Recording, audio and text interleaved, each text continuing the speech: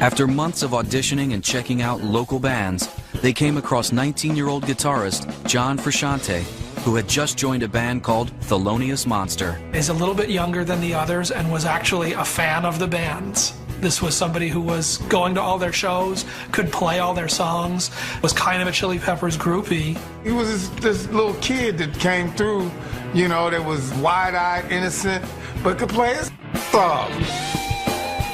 He was an obvious choice for the Peppers' vacant guitar spot, and Flea and Anthony had no trouble persuading him to leave his band and sign up with them. He knew how to play the songs, he knew the material, he could fall in and immediately be up to speed.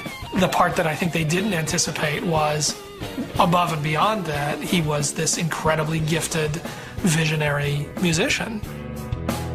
But they still needed a drummer. After months of searching, the auditions had yielded little more than pounding headaches. They did open auditions for a drummer.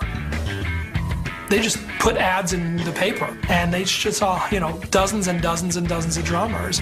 They were about to give up when Chad Smith walked through the door. And they said Chad came in looking like an 80s hair metal player with mullet and like a surf shirt on, and we're like, who is this knucklehead? But when he played, we're like, that's the guy.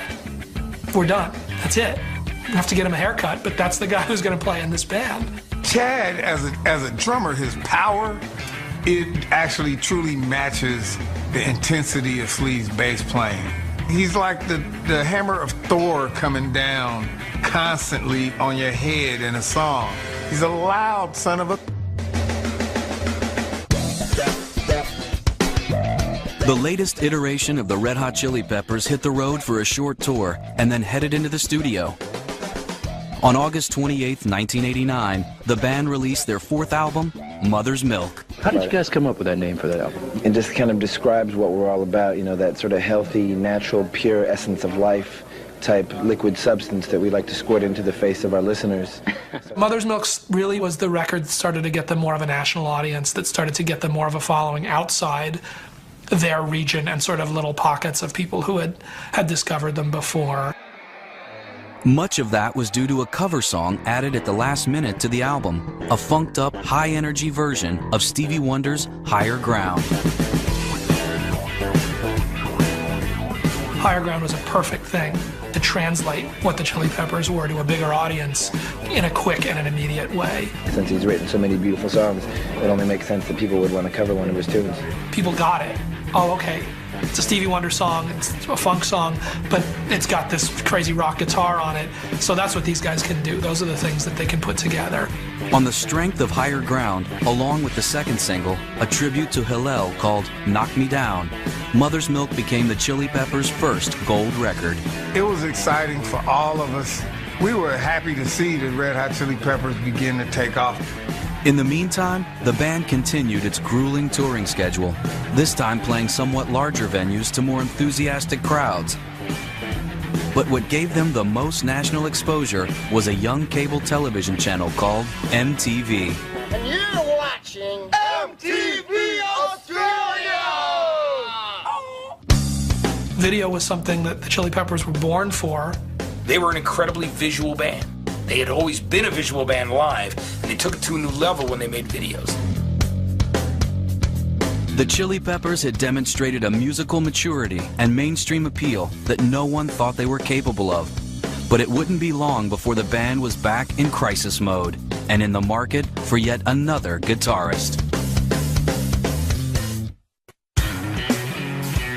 By the summer of 1990, coming off the success of their fourth album, which garnered 2 hit singles and heavy exposure on MTV, the Red Hot Chili Peppers were on a roll. They changed record companies from EMI to Warner Brothers, and once again went after Beastie Boys producer Rick Rubin to produce their next album. This time, he agreed.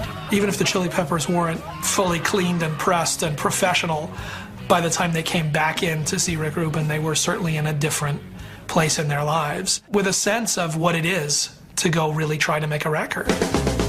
From the beginning, Rubin made it clear that he wanted to approach this album differently. Rather than take the band to a recording studio, Rubin rented a 4-story stone mansion in Laurel Canyon and turned it into a studio. Once he had it wired for sound, they all moved in for the next 8 weeks to record the album. These guys don't work the regular way that bands work. They don't work on a clock where they punch in and do their thing and come in with a bunch of songs that are already written and are ready to go. And I think what he felt he needed was to build something that kept them physically together, kept them focused and thinking about the project, and enabled them to work whenever and wherever they wanted. The arrangement fit the Peppers' style of writing and recording perfectly. There is a certain way that they record. There is a certain way most of the time that they write. The three musicians, John and Flea and Chad, will all jam and start to get some ideas together, develop those into melodies. Anthony takes that, then he goes off and writes. He comes up with lyrics. And producer Rick Rubin did more than just record what the band came up with. He became an important part of the writing process too. He encouraged Anthony to write the song that would be his most personal to date, Under the Bridge. Rick Rubin had seen some poetry or some lines or something that Anthony had written about a bridge and about that place, and it was Rick who said, you need to make a song out of that. Under the Bridge would become the Peppers' biggest selling single of all time, making it all the way to #2 on the Billboard charts. Under the Bridge is about a place in LA where Anthony would go in the depths of his addiction to score his drugs and use his drugs. That was mostly populated by the homeless and by the people really at the far end of bleakness in life. When the album called Blood Sugar Sex Magic was released on October 16, 1991, it shot up the charts, making it all the way to #3 and eventually selling over 12 million copies worldwide. For me, Blood Sugar Sex Magic is the album that put them on the map. Absolutely was the album that was their breakthrough record. It was a record that I think every kid in America knew who the Red Hot Chili Peppers were after Blood Sugar Sex Magic. The band that had started as a punk-funk novelty act had become one of the biggest bands in the world, one that proved it was just as comfortable with acoustic guitar chords as it was with blistering bass lines.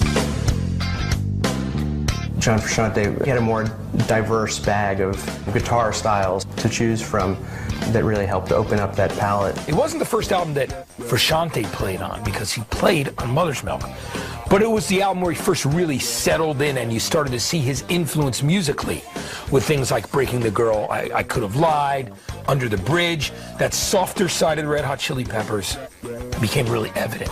The subsequent tour put them in front of millions of their new fans, and the opening acts would end up reading like a who's who of 90s alt-rock. Chicago's Smashing Pumpkins, Pearl Jam, and another up-and-coming West Coast grunge band called Nirvana shared the bill with the Peppers at auditoriums and arenas from coast to coast. The year ended with a 2-night stand at the LA Sports Arena, where the Peppers' Nirvana show was joined by Fishbone. When we all got together, when Fishbone and the Chili Peppers got together, man, it was just all fun. It was fun and creativity. Fun and creativity, man, and camaraderie and friendship.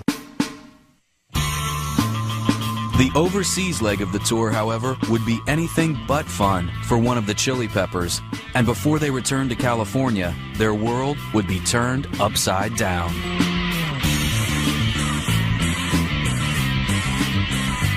As the Red Hot Chili Peppers approached the second half of their '92 world tour, the pressures of being a rock star had begun to weigh heavily on the band's gifted young guitarist, John Frusciante. Not only that, he had begun experimenting with the band's traditional drug of choice, heroin. Anthony Kiedis, now clean and sober for 3 years and having lost his best friend to the drug, was not in a forgiving mood. The two clashed regularly. Now here's John Frusciante, the guy that's taking Hillel's place, that's going, I'm gonna go dance on these coals over here. As the situation with Frusciante continued to get out of hand, friends pressed Fishbone bassist Norwood Fisher to talk to him. And they called me up to say, you're the only person that can talk him out of this, Norwood. Please talk to him, talk him out of this. And, you know, maybe the most thing that I could say is like, dude, if you die, I'm not coming to your funeral. I'm like, after Hillel, I was like, I don't really want to go to any more junkie funeral.